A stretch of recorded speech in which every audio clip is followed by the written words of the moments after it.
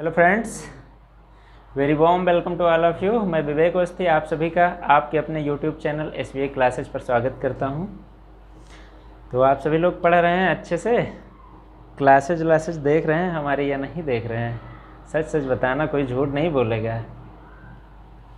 ज़रूर आप लोग पढ़ रहे होंगे। आपके व्यूज़ और आपके कमेंट्स हमें बहुत अच्छे लगे। इसी से हमें लग रहा है कि आप सभी लोग पढ़ रहे हैं और आप सभी लोगों का बहुत ही अच्छा प्यार और समर्थन मिल रहा है। आप सभी लोगों से आशा करेंगे कि ये बरकरार रखिएगा, कभी इसे टूटने मत देना। और हम लोगों की 2 क्लासेज हो चुकी हैं। SP शुक्ला सर की भी क्लासेज आपको उपलब्ध होनी स्टार्ट हो गई होंगी। कल से ही, कल आपको OCAP की क्लास मिली होगी, आज आपको मैथ की क्लास उनकी मिलेगी। और थोड़ा अभी क्वालिटी की प्रॉब्लम है, तो हमने बताया ही था जो प्रॉब्लम थी उसे सॉल्व किया जाएगा। और उन सारी प्रॉब्लम को हम धीरे धीरे एक एक करके रिजॉल्व कर रहे हैं। और आज RRB NTPC का रिज़ल्ट आया है। उसमें हमारे बहुत से साथियों ने, जो रिवाइज्ड रिज़ल्ट है, इसके पहले एक बार आ चुका था, फिर हमारे साथियों ने जो रिज़ल्ट था वो कुछ सही नहीं लगा उनको, तो उन्होंने उसके खिलाफ़ प्रदर्शन किया। और अब एक बार फिर से RRB NTPC ने दोबारा अपना रिज़ल्ट जारी किया है। और उसमें जितने भी हमारे साथी, जिनको मैं प्रत्यक्ष या अप्रत्यक्ष रूप से जानता हूं अथवा जिनको मैं नहीं जानता हूं, उन सभी को मैं SBA क्लासेज की तरफ से हार्दिक शुभकामनाएं देता हूं और बधाई देता हूं। और आपसे एक बात और करना चाहेंगे, शेयर करना चाहेंगे। वैसे करना नहीं चाहिए, लेकिन ठीक है, आप सभी को बता देते हैं। हमारे जो SBA क्लासेज के संस्थापक हैं SP शुक्ला सर, आपके SP शुक्ला सर ने भी RRB NTPC का जो CBT 1 स्टेज है उसे क्वालिफाई कर लिया है और CBT 2 के लिए वो क्वालिफाई कर गए हैं। तो मैं आदरणीय सर को बहुत बहुत शुभकामनाएं देता हूं अपनी और अपनी पूरी टीम की तरफ से, SBA संस्थान की तरफ से। सर, आप ऐसे ही मेहनत करते रहिए। और आज CBT 1 निकला है, कल CBT 2 भी निकलेगा और ज़रूर निकलेगा। इसी आशा के साथ हम आपको बहुत बहुत बधाई देते हैं। और आइए अब हम सीधे शुरू करते हैं, चलते हैं अपने टॉपिक पर। ठीक, अपने टॉपिक पर जो हम पढ़ रहे थे, constitutional development of India. Okay, तो कॉन्स्टिट्यूशनल डेवलपमेंट ऑफ इंडिया में हमने कंपनी रूल पूरा पढ़ लिया था। और कंपनी रूल के बाद हम लोगों ने क्राउन रूल स्टार्ट कर दिया था। क्राउन रूल जो था वो 1857 से लेकर 1947 तक चला। और इस क्राउन रूल में हमने सबसे पहले आपको एक जो 1858 का भारत शासन अधिनियम था उसके बारे में आपसे चर्चा कर ली थी। और इसके बाद आइए हम शुरू करते हैं। इसके बाद में आता है 1861 का भारतीय, इसके बाद आता है 1861 का भारतीय परिषद अधिनियम। ठीक, भारतीय परिषद अधिनियम। तो आइए हम शुरू करते हैं आज की अपनी क्लास और देख लेते हैं हम कहाँ पढ़ रहे थे। हम पढ़ रहे थे constitutional development of India. Okay,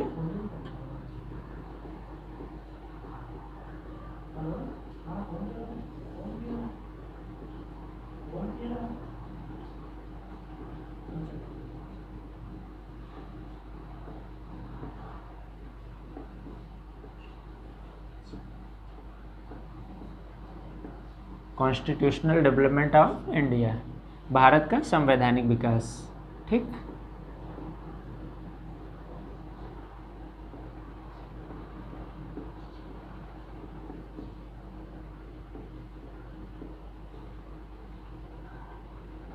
Bharat का संवैधानिक विकास। और इसमें हम पढ़ रहे थे क्राउन रूल के बारे में। ओके,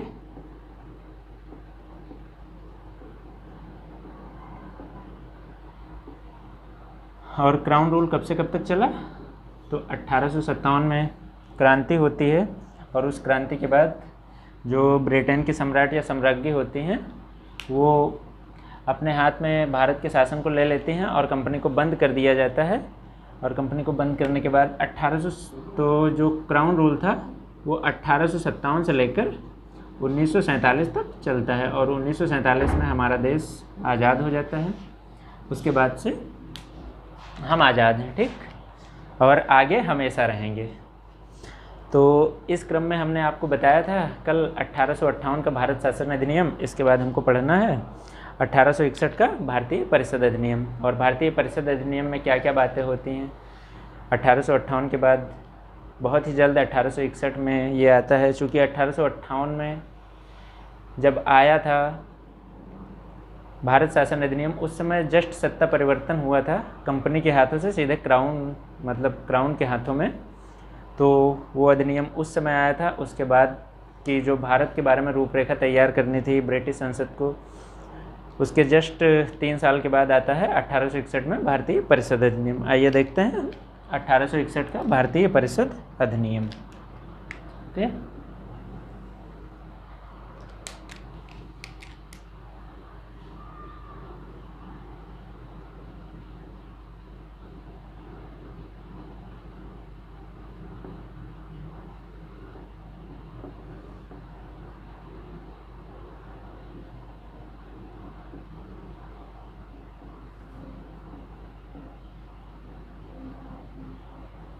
भारतीय परिषद अधिनियम, ठीक। 1861 में आता है भारतीय परिषद अधिनियम। और भारतीय परिषद अधिनियम में क्या क्या बातें की जाती हैं, इसमें सबसे पहली बात जो होती है, इस कानून के पारित होने से पहले ही इसी कानून के तहत 1860 में जेम्स विल्सन द्वारा भारत का पहला बजट प्रस्तुत किया जाता है, ठीक। जेम्स विल्सन द्वारा इसी अधिनियम के तहत 1861 में चूँकि ये अधिनियम आता है और 1860 में ही पारित कर दिया जाता है जेम्स विल्सन द्वारा भारत का पहला बजट। तो आप लोग ये मत समझिएगा कि 1860 का बजट 1858 के भारत शासन अधिनियम के तहत पारित हुआ था, क्योंकि उसके बाद में 1861 का आता है ये अधिनियम। तो आप लोग ये समझिएगा इसी अधिनियम के तहत उसने 1860 में ही भारत का प्रथम बजट जेम्स विल्सन ने पारित किया था, ठीक। तो आइए पॉइंट वाइज हम देख लेते हैं क्या क्या बातें हुई हैं। इसी के तहत जो वायसराय थे, वायसराय को अध्यादेश जारी करने का अधिकार प्रदान किया जाता है, ठीक। और भी कई बातें होती है। आईपीसी और सीआरपीसी की धारा भी इसी अधिनियम के तहत स्थापित की जाती है। तो आइए हम देख लेते हैं इस अधिनियम के तहत क्या क्या बातें होती हैं। 3-4 बातें जो बहुत इम्पॉर्टेंट है, वो सारी चीज़ें हम आपको बता देते हैं पॉइंट वाइज करके। आइए हम लिख लेते हैं, ठीक। तो सबसे पहली बात जो होती है वो होती है 1860 में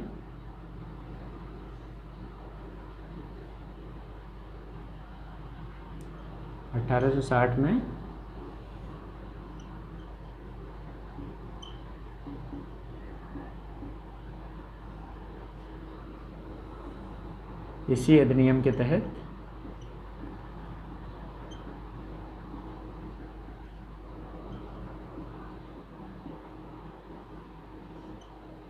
जेम्स विल्सन द्वारा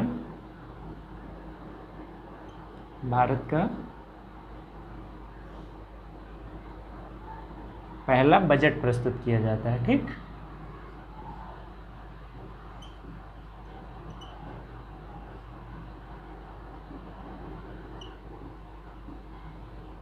प्रस्तुत किया जाता है, ओके। ये बहुत इम्पॉर्टेंट बात थी। जेम्स विल्सन द्वारा 1860 में भारत का पहला बजट प्रस्तुत किया गया। इसके अलावा क्या हुआ, इसी अधिनियम के तहत भारत की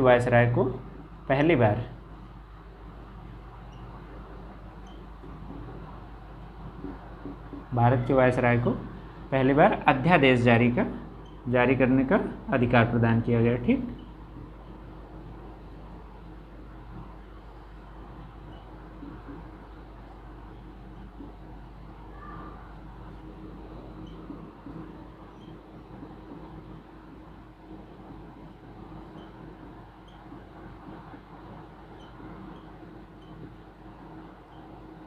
अध्यादेश जारी करने का अधिकार प्रदान किया गया इसी भारतीय परिषद अधिनियम के तहत 1861 के तहत, ठीक है। अगली बात क्या होती है इसके तहत, अगली बात होती है इसी के तहत भारत में आईपीसी और सीआरपीसी की धारा स्थापित की जाती है 1861 में ही, ठीक। तो भारत में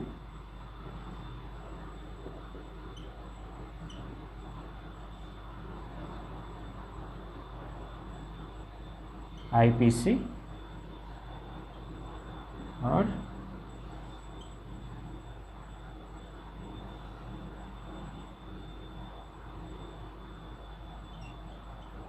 सीआरपीसी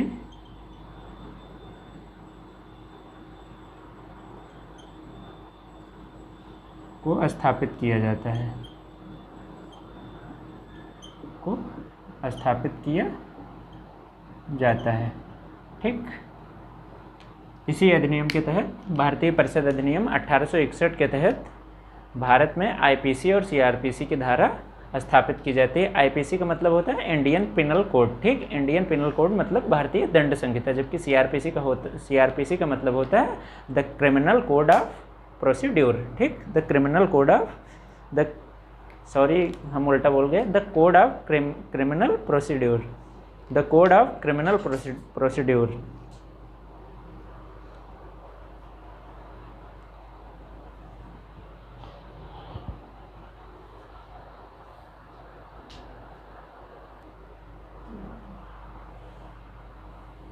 हाँ, तो हम पढ़ रहे थे यहाँ पर आईपीसी और सीआरपीसी के बारे में।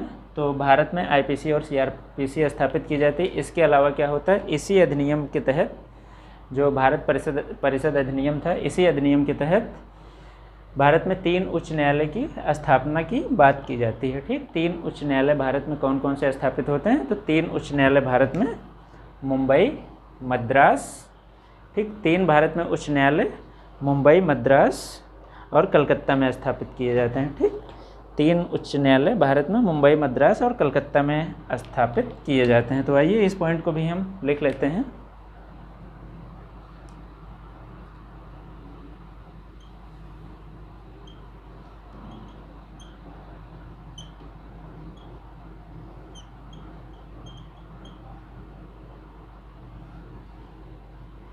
इसी अधिनियम के तहत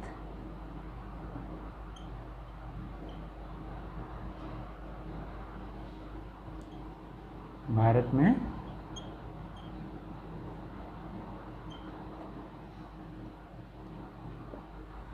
उच्च न्यायालयों की स्थापना होती है। ठीक, 3 उच्च न्यायालय कौन कौन से होते हैं, कलकत्ता आपका पहला होता है, कलकत्ता।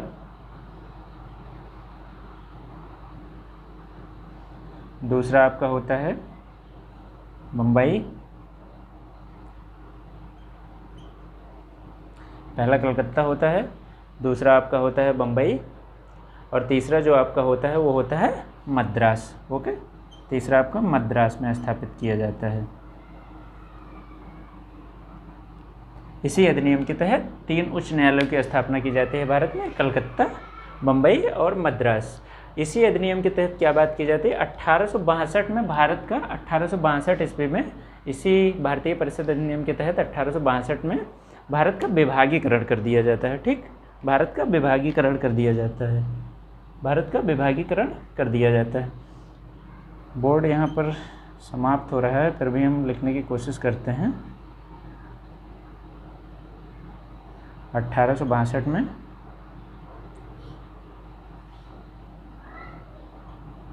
भारत का विभागीकरण कर दिया जाता है, भारत का विभागीकरण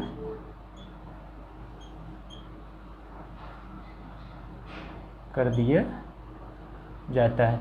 ओके, तो ऐसे ही बहुत से पॉइंट हैं, लेकिन जो इम्पोर्टेंट पॉइंट है वो सब हम आपको बताते हुए चल रहे हैं और आप लोग इन सारी चीज़ों को एक बार देख लीजिए सरसरी निगाहों से, और फिर इसके बाद हम आगे चलते हैं, इसके बाद आगे बढ़ते हैं और इसके बाद क्या क्या होता है वो सारी चीज़ें बताते हैं। इसी अधिनियम के तहत 1861 भारतीय परिषद अधिनियम के तहत ही क्या क्या बातें हैं वो सारी बातें हम कर लेते हैं। ठीक, तो आइए इसे हम इरेज करते हैं, इसे हटा देते हैं। ओके,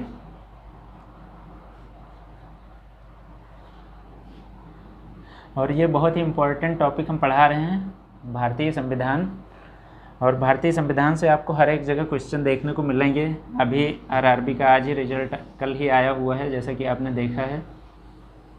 तो आरआरबी में जो भी बच्चे सफल हुए हैं उन सभी के लिए बहुत ही महत्वपूर्ण क्लास है, क्योंकि जीएस का बहुत ही अच्छा रोल रहता है आरआरबी के एग्ज़ाम में, एनटीपीसी में, और उसमें से भारतीय संविधान से काफ़ी ज़्यादा क्वेश्चन देखने को मिलते हैं। तो आप लोग एक बार क्लास को देखिए, अगर आपको लगता है कि महत्वपूर्ण है आपके लिए तो आप इस क्लास को अवश्य पूरा देखें और रेगुलर देखें, चूँकि हम पूरा आपको कोर्स कंप्लीट करवा रहे हैं। ठीक है, तो आइए देखते हैं, हम लोगों ने पढ़ा यहाँ तक पढ़ लिया। इसके बाद क्या होता है, इसके बाद जो इम्पोर्टेंट चीज़ें हैं वो हम आपको बताते हुए चल रहे हैं। और इसके बाद होता है 1885 ईस्वी में कांग्रेस का गठन होता है, कांग्रेस की स्थापना होती है एवो ह्यूम द्वारा। ठीक, तो लिखते हुए चलेंगे साथ ही साथ। 1885 में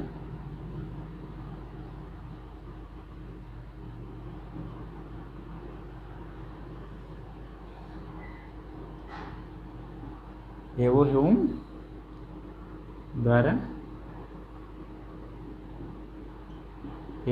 द्वारा कांग्रेस की स्थापना की जाती है, कांग्रेस की स्थापना की जाती है। ठीक, एवो ह्यूम द्वारा कांग्रेस की स्थापना की जाती है। इसी के तहत कांग्रेस के जो पहले अध्यक्ष होते हैं वो आपके WC बनर्जी होते हैं। ठीक,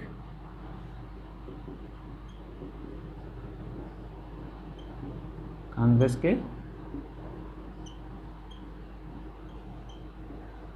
प्रथम अध्यक्ष WC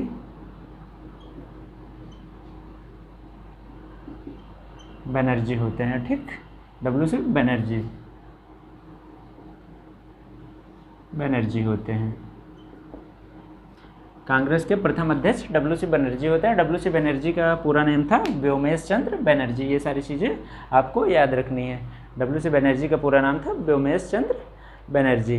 जब कांग्रेस की स्थापना होती है उस समय भारत का जो वायसराय होता है, उस समय भारत का वायसराय लॉर्ड डफरिन होता है।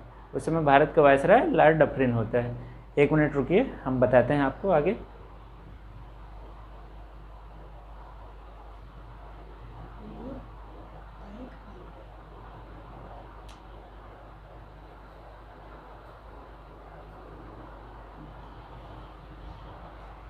थोड़ा अभी वीडियो हमारा जो है वो वीडियो ब्लर कर रहे हैं, उसके लिए हम आपसे माफ़ी चाहेंगे।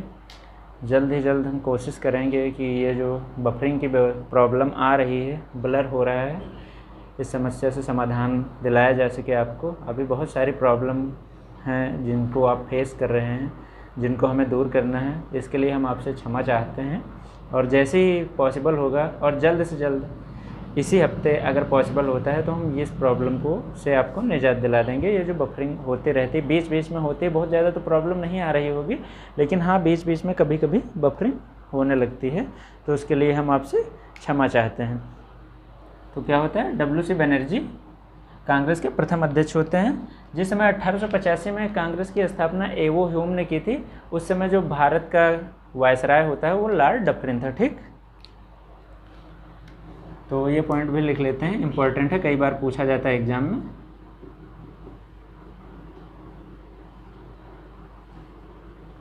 कांग्रेस की स्थापना के समय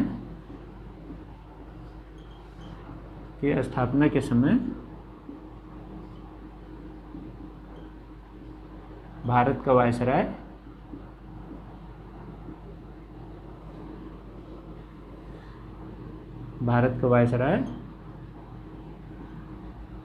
लॉर्ड डफरिन था।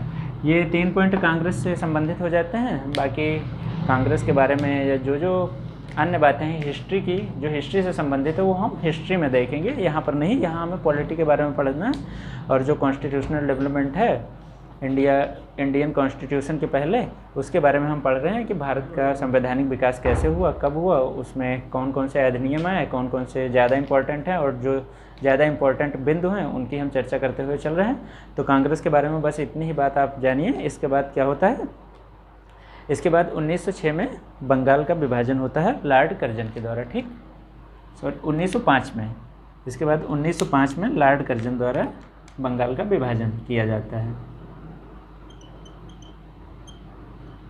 1905 में बंगाल का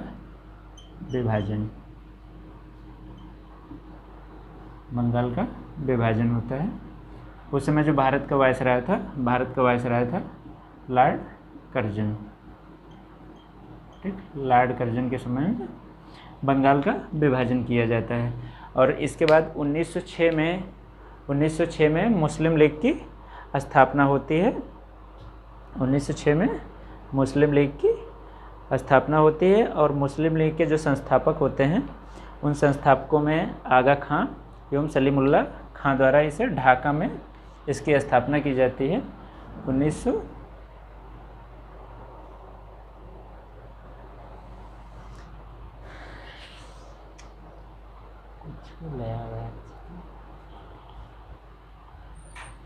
तो हमारी टेक्निकल टीम से हम थोड़ा बात कर रहे थे अपनी, और आइए हम अपने टॉपिक पर चलते हैं। इसके बाद 1906 में मुस्लिम लीग की स्थापना।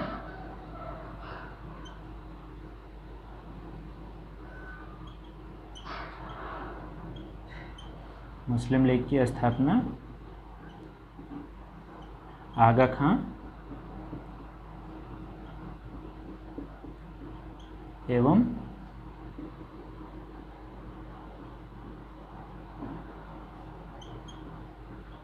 सलीमुल्लाह द्वारा ढाका में की जाती है। ठीक, द्वारा ढाका में की जाती है। ठीक, ये सारी बातें होती हैं 1861 के भारतीय परिषद अधिनियम के तहत। ये सारी बातें चलती रहती हैं 1906 तक। यहाँ पे हमने लिखा नहीं, 1906 में मुस्लिम लीग की।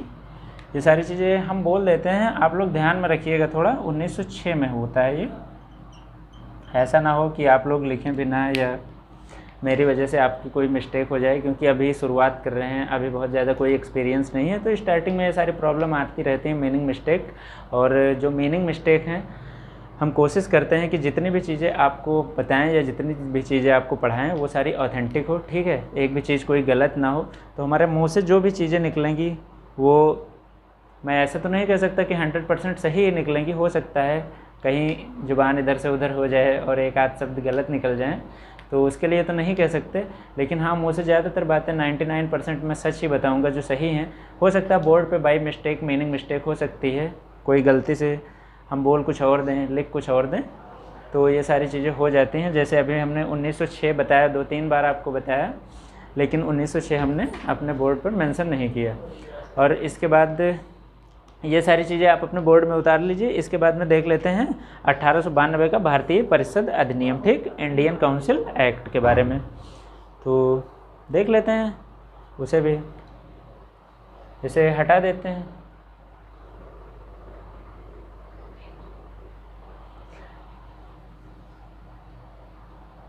तो इसे हटा देते हैं।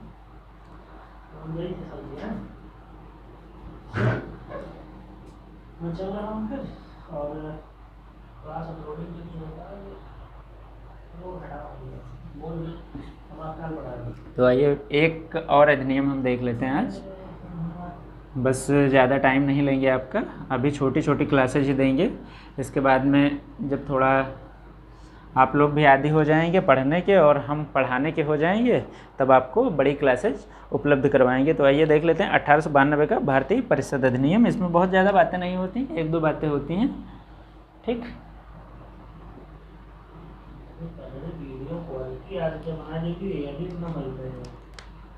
1892 का भारतीय परिषद अधिनियम। ठीक, इसमें क्या बातें की जाती हैं? इसमें पहली बार भारत के लिए निर्वाचन शब्द का प्रयोग किया जाता है 1892 के भारतीय परिषद अधिनियम में। ठीक, 1892 के भारतीय परिषद अधिनियम में क्या बात होती है? सबसे पहले भारत के लिए निर्वाचन शब्द का प्रयोग किया जाता है। भारत में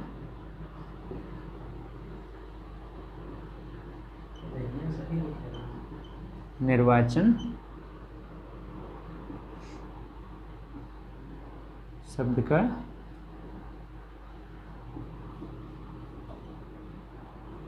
का पहली बार प्रयोग किया जाता है। तो पहली बार प्रयोग किया जाता है। और क्या बात होती है? इसी अधिनियम के तहत निर्वाचन प्रणाली की स्थापना की जाती है। ठीक, ये भी एक महत्वपूर्ण बात है।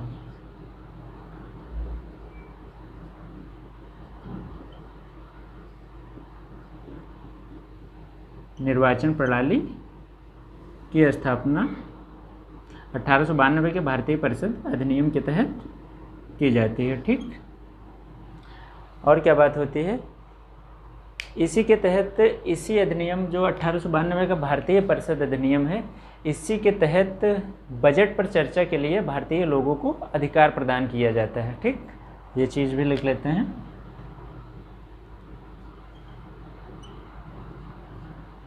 बजट पर चर्चा के लिए, बजट पर चर्चा के लिए भारतीयों को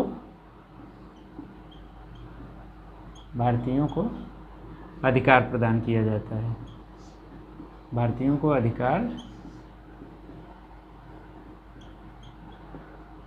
प्रदान किया जाता है, अधिकार प्रदान किया जाता है, अधिकार प्रदान कर दिया जाता है बजट पर चर्चा के लिए भारतीय लोगों को।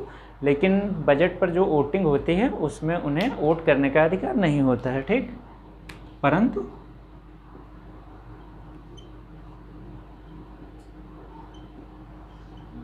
वोट करने का अधिकार नहीं दिया जाता है, का अधिकार नहीं दिया जाता है। ठीक, तो ये सारी चीज़ें होती हैं 1892 के भारतीय परिषद अधिनियम के तहत। ठीक, और यहाँ तक हमने पढ़ा है। इसके बाद हमें कल, आज की क्लास यहीं तक रखते हैं, यहीं पर समाप्त करते हैं। कल हम लोग 1909 में पार्लियामेंट सुधार अधिनियम से इसके आगे की क्लास की शुरुआत करेंगे, और बस आज यहीं तक रखते हैं। ठीक, तो आप लोग अच्छे से पढ़ते रहिए, खूब मस्ती भी करते रहिए, और हमारे चैनल को ज़्यादा से ज़्यादा लोगों तक आप लोग शेयर करें, सब्सक्राइब करें, लाइक करें, ताकि हम हर क्लास में आपसे बताते हैं कि जितनी जल्दी से जल्दी हमारे व्यूज़ अच्छे जाने शुरू होंगे, अच्छे तरीके से शेयर करोगे, जैसे जैसे सब्सक्राइबर होंगे, हम जितनी जल्दी कोशिश करेंगे लाइव आने की आ सकें, आपसे जुड़ सकें लाइव क्लास के माध्यम से, ताकि आप लाइव हमसे डाउट अपने पूछ सकें, कमेंट्स के माध्यम से अपनी भावनाओं को व्यक्त कर सकें। हम भी आपसे डायरेक्ट फेस टू फेस तो नहीं, प्रत्यक्ष तौर पर तो नहीं, लेकिन अप्रत्यक्ष रूप से जो ऑनलाइन क्लासेस देखते हैं हमारे चैनल की, SBA क्लासेज की, उनसे हम अप्रत्यक्ष रूप से जुड़ सके अपने चैनल के माध्यम से। और आप सभी लोगों से कहना चाहेंगे, आप हमारे टेलीग्राम चैनल को अवश्य ज्वाइन करें, हमारे व्हाट्सएप डिस्कशन ग्रुप को भी अवश्य ज्वाइन करें। किसी भी प्रकार का आपका कोई भी डाउट है, किसी भी सब्जेक्ट से रिलेटेड, आप हमारे व्हाट्सएप ग्रुप पर शेयर कर सकते हैं उसे। जो भी डिस्कशन ग्रुप है उस पर जो भी हमारी टीम है या जो भी हमारे टीचर्स हैं, उनके द्वारा आपकी सारी प्रॉब्लम्स को देखा जाएगा, सॉल्व किया जाएगा, आप और जल्द से जल्द आपको उसका आंसर करने की कोशिश की जाएगी। साथ ही साथ आप हमें इंस्टाग्राम पर भी फॉलो कर सकते हैं SBA क्लासेस के नाम से। और अगर आपको कोई भी समस्या है डिस्कशन ग्रुप से, अगर आपको समस्या का समाधान नहीं हो पा रहा है, तो डिस्क्रिप्शन बॉक्स में आपको हमारा कॉन्टैक्ट नंबर भी मिल जाएगा, वहाँ से आप हमें कॉन्टैक्ट कर सकते हैं। किसी भी समस्या, पढ़ाई से रिलेटेड किसी भी समस्या के लिए हम सभी लोग हमेशा आपकी सेवा में तत्पर हैं। और बस आज की क्लास यहीं तक रखते हैं, आपसे मिलते हैं कल। और एक बार पुनः RRB NTPC CVT 1 क्वालिफाई करने के लिए आपको बहुत बहुत शुभकामनाएं। और जिन लोगों को निराशा हाथ लगी है, उन्हें निराश होने की आवश्यकता नहीं है, उन्हें निराश नहीं होना है। ये आपके लिए एक सीख बन सकता है, ये एग्ज़ाम एक सीख बन सकता है। तो आप लोग बिल्कुल भी निराश मत होइए, हम सभी लोग आपको क्लासेस प्रोवाइड करवा सकते हैं। असफलता हमें यही सिखाती है कि कहीं ना कहीं पूरे मन से मेहनत नहीं की गई, तभी हम असफल हुए। तो आप दोबारा आइए, फिर से लग जाइए, मेहनत कीजिए, इस बार नहीं तो अगली बार बिल्कुल निकलेगा। आप सभी लोग लग के खूब अच्छे से मेहनत करके पढ़िए। और बस ठीक है, मिलते हैं अगली क्लास में आपको। ठीक है, बाय बाय।